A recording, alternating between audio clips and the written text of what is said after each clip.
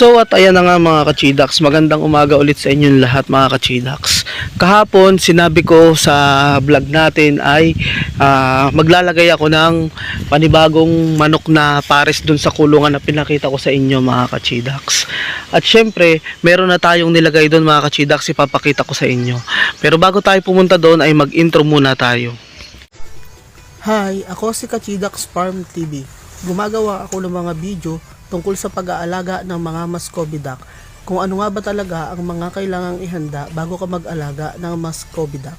At kung gusto mo ang mga video skin na ganito, ay maaari kang bumisita sa aking channel.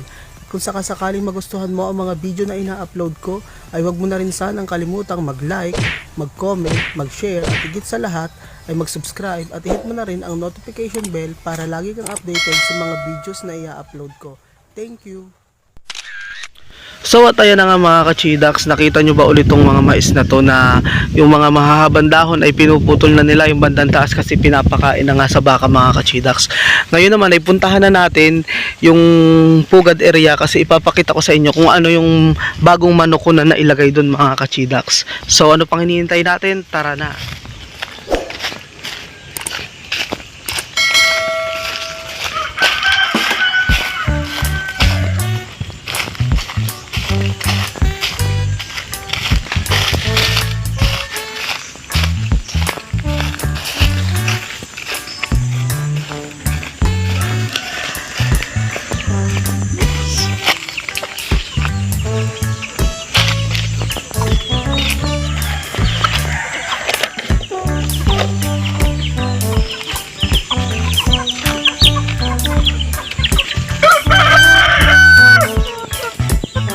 So kung mariread yung mga kachidaks, may nagtitila ako dun sa loob ng kulungan.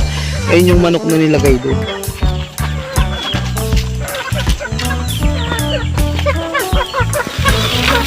So eto mga kachidaks, ipapakita ko sa inyo.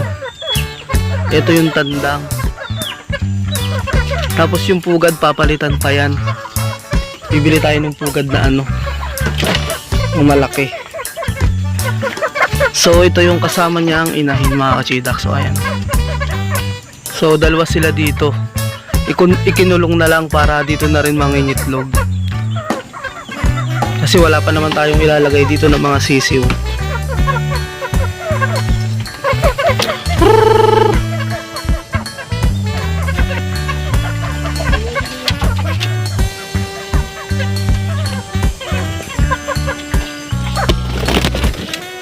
Kulit talaga tong isa na to. Basta nakikita ako, gusto niya. Diyan ka sa baba.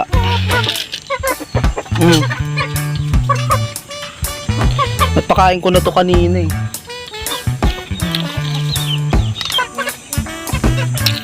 So ayan mga kachidaks, kung makikita nyo ay ang laki-laki ng tandang dito. Tapos nilagyan ko pa dito ng pagkain, may tubig pala.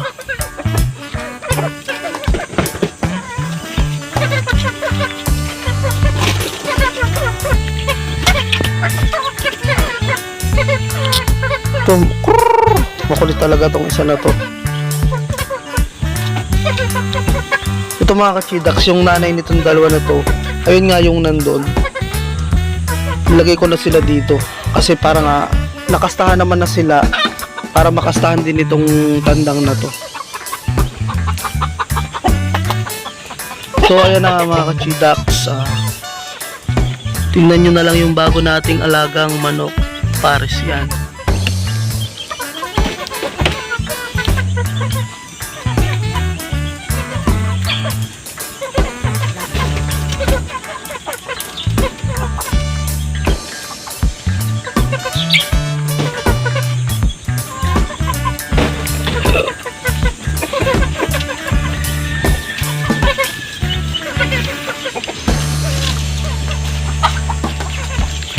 Ito pala mga kachidaks, nakikita nyo yung inahin na yan.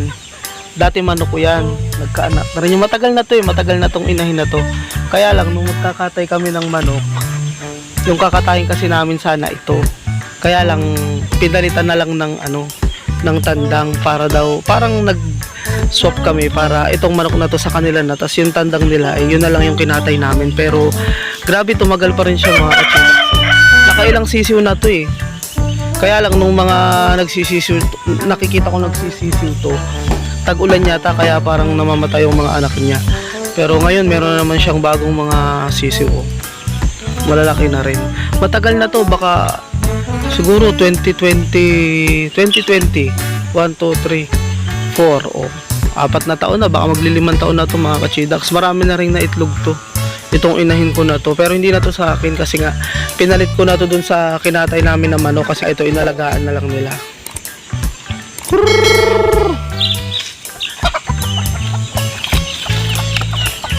Pero ano, gusto ko talaga yung kulay ng manok na to, kaya yung dalawang sisiw na yun, baka bibilhin ko na lang yung dalawang sisiw niya na ganun yung kulay katulad niya.